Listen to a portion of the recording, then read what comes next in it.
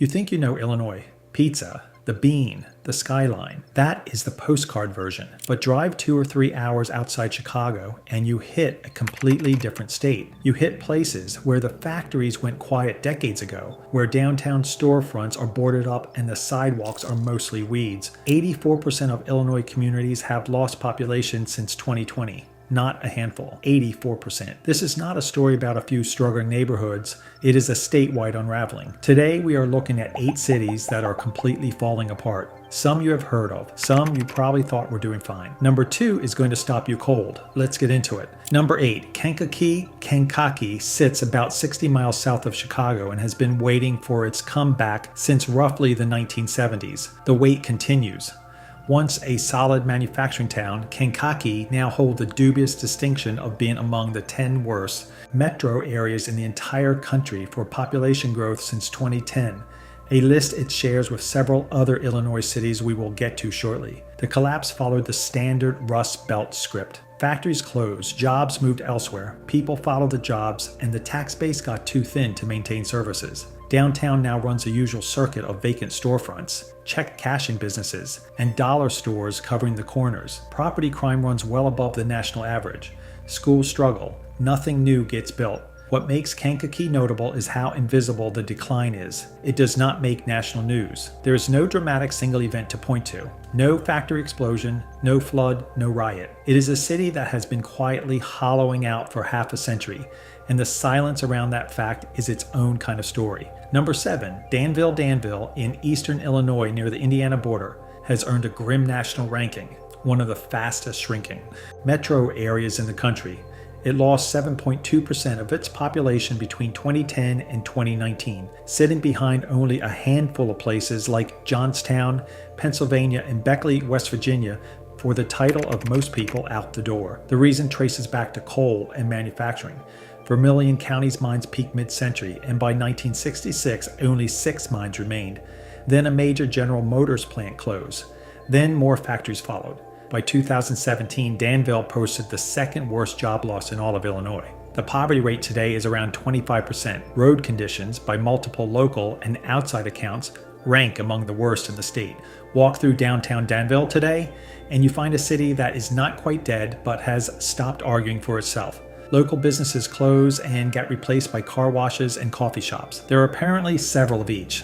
Former residents describe leaving because there was nothing left to stay for. The lake is nice.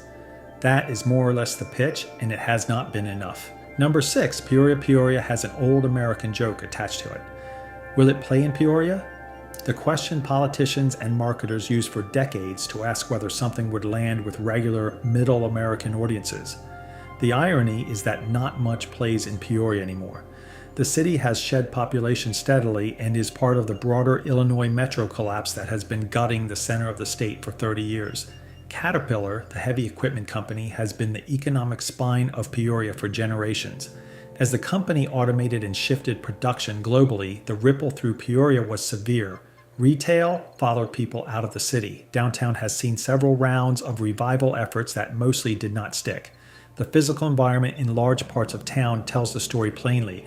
Vacant lots, deteriorating housing stock, and a city center that feels too wide and too quiet for a place this size. The joke about Peoria used to be about relevance. These days, it has become a little too accurate for comfort. Number 5, Galesburg is the clearest example on this list of what NAFTA actually looked like from the ground floor. On October 11, 2002, Maytag announced it was closing its enormous refrigerator plant in Galesburg and moving production to Reynosa, Mexico. By September of 2004, 1,600 union workers were out of a job, and the city had lost its largest employer. The Maytag plant had been running in some form since 1905, employing close to 8,000 workers at its peak. Those jobs paid around $15 an hour. The same work in Reynosa paid roughly $1.25. Then Illinois State Senator Barack Obama referenced Galesburg workers in his national debut speech at the 2004 Democratic National Convention, calling them victims of globalization. The workers, meanwhile, went on to truck driving routes and retraining programs at Carl Sandburg College. Median household income dropped 27% between 1999 and 2013. The city has lost more than 7,000 residents since the plant closed. Today, the former 885,000 square foot Maytag facility has been partially repurposed. The population sits around 30,000, and Galesburg pitches itself on a railroad festival, and the fact that the inventor of the Ferris wheel was born there. It is trying. Whether that is enough remains open. Number 4, Decatur once called itself the Pride of the Prairie, which is the kind of nickname that does not age gracefully when you become the fastest shrinking city in your own state. In 1980, Decatur had 94,000 residents. Today, it is under 71,000, ranking 3rd in the nation for population loss among cities over 50,000 people. For most of the 20th century, Decatur was a legitimate industrial engine, the soybean capital of the world. Archer Daniels Midland, Caterpillar, Firestone, and a lineup of other manufacturers all operating at the same time. Workers used to joke that you could get fired from one plant in the morning and hired at another by afternoon. Then Firestone left in 2001. ADM moved its corporate headquarters to Chicago in 2013. Meta Pharmaceuticals shut its Decatur plant in 2018. From December 2016 to December 2017, Decatur lost 700 jobs, second worst in Illinois. The city council raised property taxes nearly 15% in 2015, which gave residents one more reason to calculate whether to stay. One local business owner described his annual property tax bill jumping from $8,000 to $28,000 in a single year. He appealed it down to $16,000. He is still paying more than double what he started with. Decatur keeps insisting the ship is turning.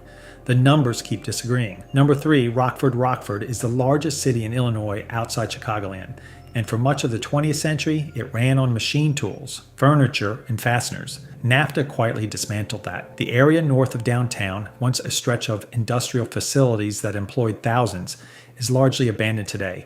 Entrances shutter behind weeds, parking lots empty, gates padlocked. The city did not blow up. It went quiet in the wrong direction.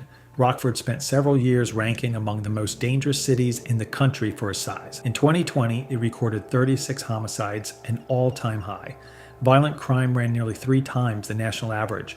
Property taxes are punishing, unemployment runs consistently above the national figure, and decades of residents describe watching the city decline in slow motion. Roads deteriorating, schools struggling, downtown anchored by a casino. To be fair, Rockford has made real progress. Violent crime dropped 19% in 2023, and the city has invested in community intervention programs with measurable results. But progress from a very bad baseline is still a long road. When your civic pitch includes "at least we have the slots," you understand the scale of the work remaining. Number 2, East St. Louis. In 1950, East St. Louis was the 4th largest city in Illinois, at population 82,000. As of the 2020 census, 18,469. That is more than 75% gone in 70 years. This is why it is number 2. The collapse began when industry left in the 1960s and 70s. East St. Louis lost nearly 70% of its businesses in a single decade. Street lights went off because the city could not pay the bill. Garbage stopped, buildings fell. The feedback loop, no businesses, no taxes, no services, no residents, ran completely unchecked. Sections of the city were so thoroughly gutted by structure fires that parts of the post-apocalyptic film Escape from New York were actually filmed there. Not as a metaphor, literally there. Today, 32% of residents live below the poverty line, more than double the statewide rate. Nearly 1 in 2 children lives in poverty. Median household income is under $31,000 against a statewide median of $78,000.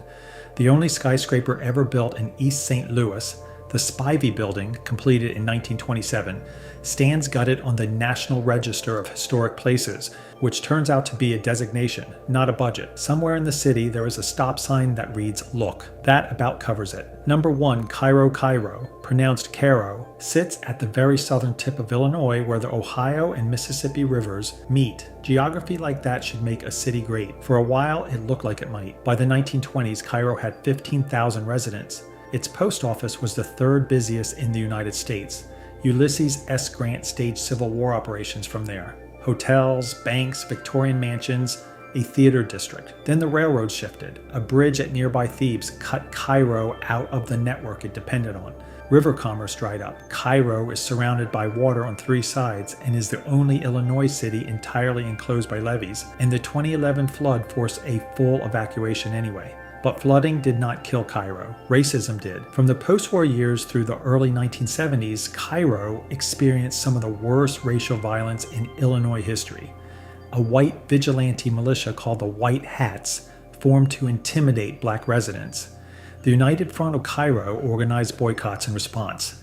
In 1969 alone, the city logged 170 days of reported sniper fire. High school teams played every game away because no other school would set foot there. The governor dispatched 11 companies of the National Guard. By the time things quieted, the businesses were gone for good. Cairo's only chain restaurant, a Subway, closed years ago. No grocery store existed from 2015 to 2023.